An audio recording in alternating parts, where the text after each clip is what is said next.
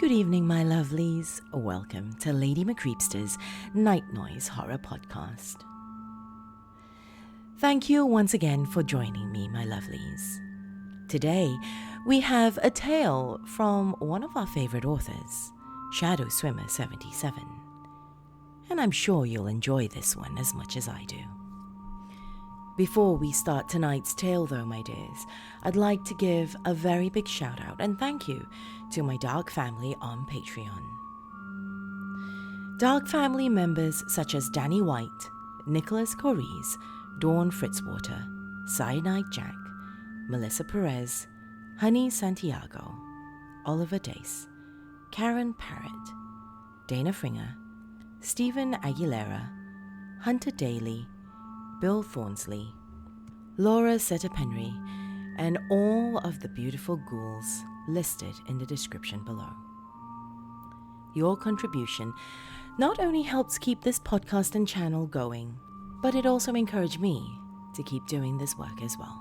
If you would like to know how to become a Dark family member like these beautiful ghouls, go to patreon.com/LadyMcCreepster for more information. But now though, my dears, it is time. So come, lean in closer, and we'll begin.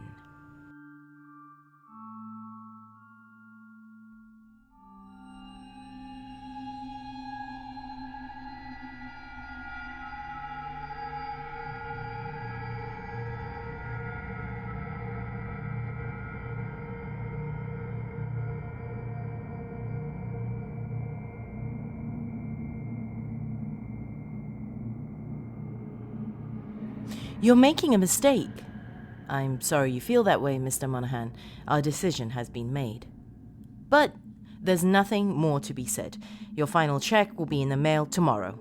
Molly and I thank you for your services. Click. Jack Monahan sat behind a desk in the dingy room that served as his office, staring at the now silent receiver held in his hand, as if willing the voice on the other end to come back. After a few moments, the phone started beeping, letting him know that it was still off the hook. Jack resisted the strong urge to bash the thing to pieces against his desk and instead, ever so carefully, placed the receiver back on the cradle with a resounding click of its own. The sound echoed hollowly throughout the room, perfectly mirroring the empty feeling that had suddenly appeared in his gut. Damn it. He'd been so close. His right hand, almost of its own accord, reached down to the drawer where he kept a bottle of cheap bourbon, half empty and soon to be more so, and a glass that was only slightly dirty. He set the two next to each other on the desk and, after a moment's consideration, returned the glass to the drawer. He removed the top from the bottle and took a long swallow. A slow burning sensation traveling from his belly up to the base of his throat drove the empty feeling back ever so slightly. Jack sighed. Drunk or no, either way, this was going to be a bad night. The case had been about kids, but for Jack, it had started with just one. June Benson, 8-year-old daughter of Chase and Molly Benson, had gone missing after school one day about 3 weeks ago. Her parents were decently well off, but no ransom or other demands had ever come. The cops asked some questions at school, filed some paperwork, and ultimately ruled her as a runaway.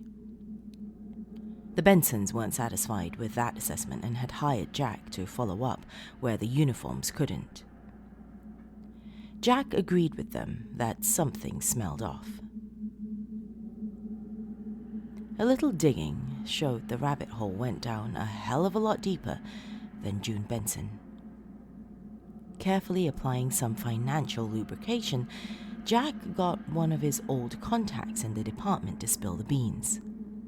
There were a lot of kids that had gone missing in the past 2 months, almost 3 dozen all told.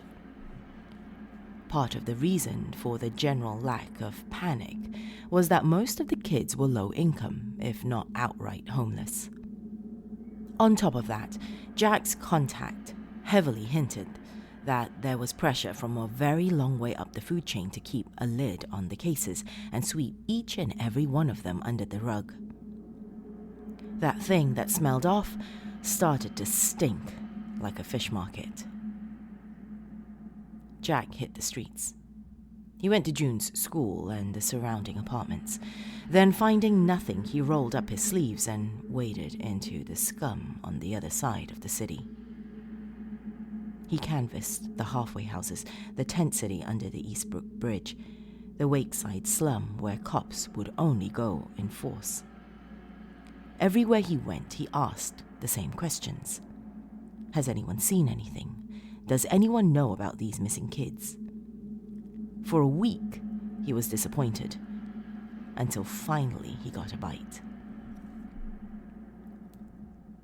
The informant was obviously a junkie, and even more obviously looking for a fix, but he said he'd seen something, namely 2 goons in suits shoving a black bag over a young boy's head and throwing him into an unmarked van outside a crack house the junkie had been flopping at. What's more, and what earned him the $20 in Jack's outstretched hand, was he'd heard one of the goons say a name. Marks. Suddenly, the pieces had begun falling into place. Graydon Marks was the owner of a pharmaceutical subsidiary that kept a production plant outside of town. It made a sick kind of sense that Marks might have decided to take kids as unwilling, unpaid subjects for new drugs they were testing, and he was one of the only individuals with both enough political and monetary pull to keep the mayor's office and police department on lockdown. Granted, it was a long shot, and June didn't fit the profile of the rest of the missing kids, but Jack had been desperate to find even the thinnest thread to follow. The plant lay on a sprawling property outside of the city limits, where Marks kept a house that served as his primary residence when he was in town. Jack had been serendipitously staking the place out for the last 3 days and had seen several unmarked vans driven by pairs of suit-wearing tough guys coming and going from the main entrance of the compound. He'd planned on taking a closer look tonight. But then, when he'd been at the office getting ready to head over to the plant, Chase had called him out of the blue and said thanks, but they wouldn't be needing him to keep looking into June's disappearance after all. End of discussion. Jack leaned back in his chair and looked into the bottle, pensively swirling the bourbon around the bottom. Fuck it. He came to the decision abruptly. Standing up and slamming the bottle down onto the desktop, he hadn't known the Bensons for long, but this was completely out of character. Something was up, and damn it, there were kids at risk. He might not be getting paid to follow up the lead, but Jack's conscience wasn't going to let him just sit and get wasted. He took his overcoat from the back of the chair and threw it on before reaching the other drawer where he kept Cheryl. The Colt 357 was a thing of beauty, and he did a quick check to make sure each of her 6 cartridges were loaded before sliding her into his shoulder holster and slipping a box of spare shells into his jacket pocket. With that, he stepped out into the hallway and resolutely locked the door behind him. Dark clouds covered the pale winter moon as Jack moved the car to the side of the road and pulled into a small clearing he had discovered earlier in the week. He got out and hastily removed a tarp from the back seat and threw it over the car. In the dark, the vehicle would be effectively invisible to anyone on the road. It had been steadily snowing for the last few hours, so he briefly went back to the road and did his best to cover the tracks leading into the clearing. He had stopped about a mile short of the entrance to the compound With only one road leading in or out and no other turnoffs, getting too close wouldn't serve for any kind of sneaking. The approach to the plant was thick with trees, so Jack would be able to stay in the woods but keep in sight of the road to guide his path. Wrapping his coat more tightly about himself against the cold, he started trudging towards the compound. A strange moaning caused him to start, his hand flying under his coat to rest on Cheryl. Jack scanned around him, his heart beating wildly. The trees, in their stark nakedness, reached into the bleak sky like the fingers of the damned, a light wind causing them to creak and groan in their torment. Otherwise, all was silent. Despite the cold, a slow bead of sweat rolled down Jack's nose, the tiny hairs on the back of his neck standing at attention. After a few moments, he turned and continued his trek. His hand remained on the butt of the revolver. He reached the perimeter of the fence without incident. He had scouted the area and found an expanse of fence where the trees masked the view of the security cameras and was out of sight of the main gate. Earlier today, he had used a pair of wire cutters to make an entrance. Slightly winded as he squeezed through the fence, days like this served to remind him that his youth was a distant memory.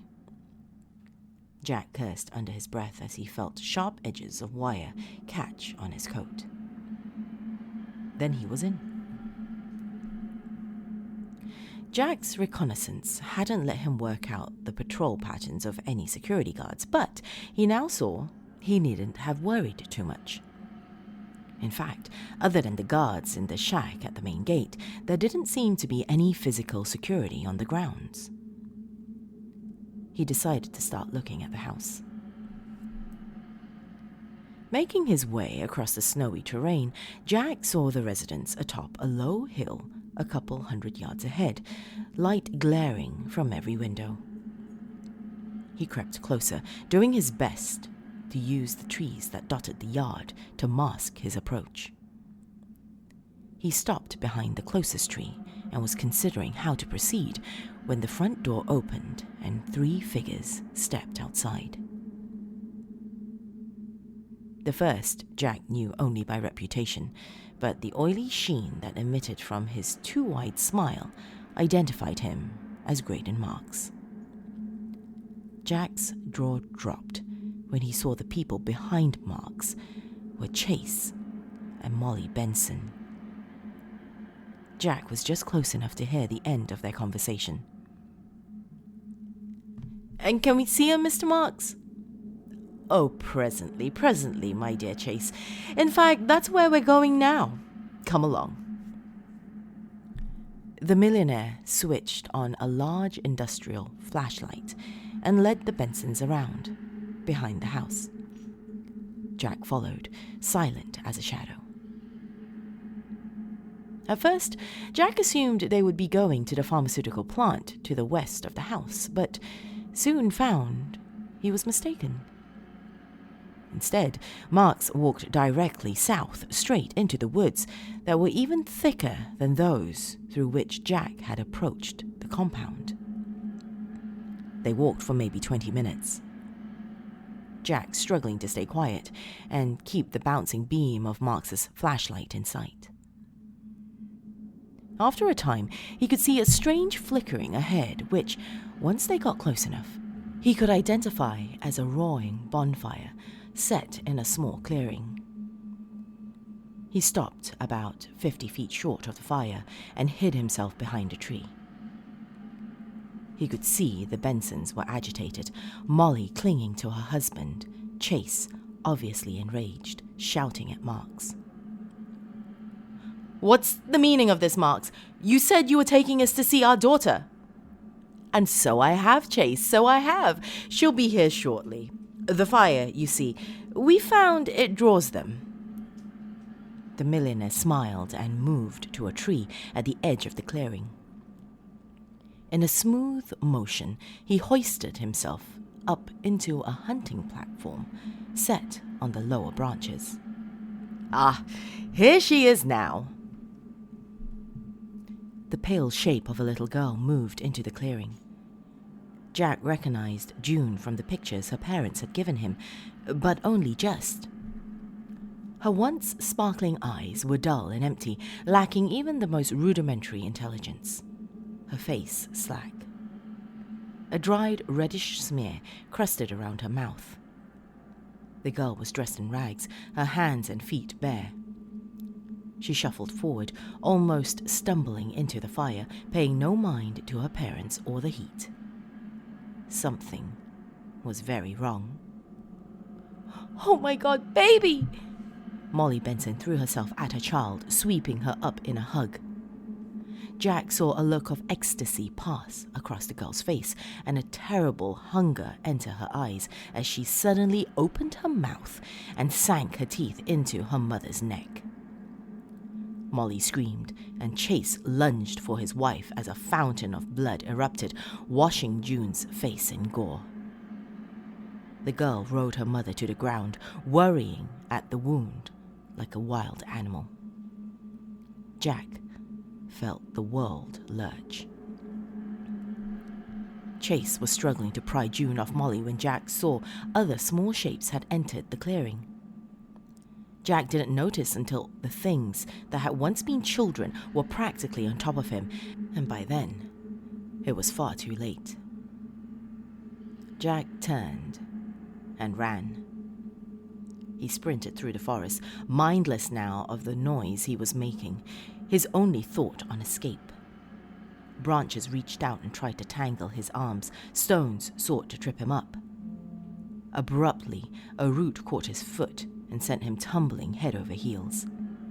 His head met a tree with a sickening thud. Then, blackness. When he awoke, the first thing he noticed was the pain. Next, the cold. Shaking his head to try and clear it, Jack turned around. He had been stripped down to his t-shirt and boxers, his hands secured with rope to the trunk of a tree above his head. To his front, Marks stood in the clearing, the bonfire burning merrily behind him, two piles of rapidly cooling red and flesh-colored pulp pouring steam into the frosty air at his feet. He held Cheryl in his hands, the revolver glinting cruelly in the firelight. "Ah, Mr. Monahan, good you're awake," he smiled. "You have my admiration. Commendable detective work these past few weeks, if not the most discreet." He clicked his tongue. "I hope you didn't think you were being especially sneaky," he sighed. "Still, it would have gone easier for you if you would have just taken the hint when I had the Bensons let you go. They were so frantic at the thought of being reunited with their daughter, they were fully prepared to do any little thing I asked. But here we are. I must say, this is truly an excellent firearm." He admired the Magnum for another moment before pointing it at Jack and pulling the trigger. The sound was enormous. The blossom of agony roared up Jack's leg and then dulled. When he opened his eyes, he saw the shattered ruin that had once been his right foot.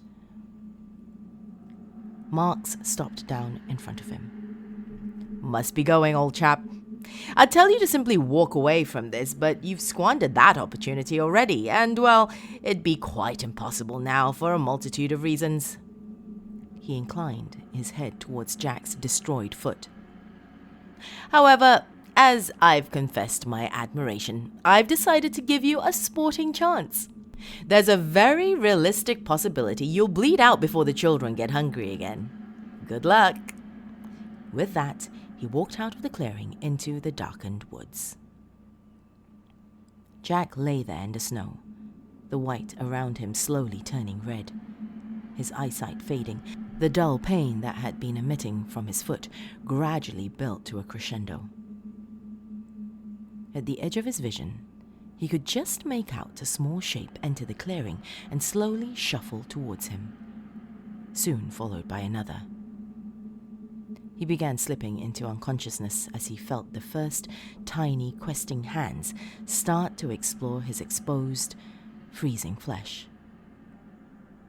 His last thought, before his entire world was consumed by blackness and pain, was that he guessed he'd been right at the office after all. Either way, this was going to be a bad night.